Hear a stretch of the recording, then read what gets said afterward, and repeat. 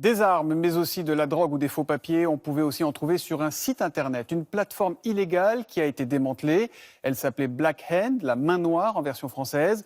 Plusieurs personnes, dont la principale administratrice de cette plateforme, ont été interpellées. Signe particulier de ce site, il était caché sur le dark web. Et c'est là qu'on va avoir besoin de vos lumières. Jean-Baptiste Marteau, bonsoir. Bonsoir Thomas. Déjà, c'est quoi le dark web? On parle de quoi? Bon, en fait, Internet, c'est comme un iceberg. Vous avez la partie émergée, celle que vous connaissez tous, avec des sites que vous trouvez grâce à Google, Yahoo ou encore Quant. C'est les sites classiques d'information, de commerce, de communication. Mais ça, c'est quasiment rien. C'est à peine 10% de ce qu'on trouve sur le web.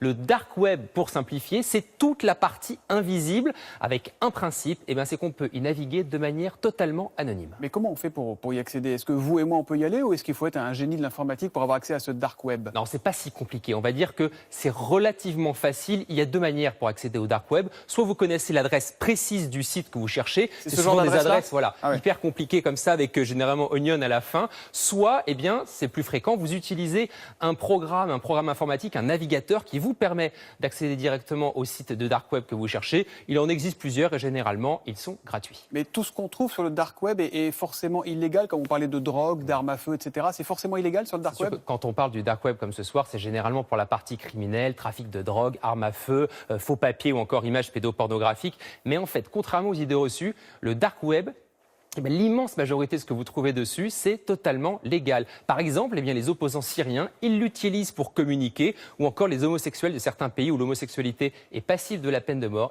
C'est grâce au dark web qu'ils peuvent s'organiser. Donc le web discret, mais pas forcément illégal. Merci Exactement. beaucoup, Jean-Baptiste Marteau.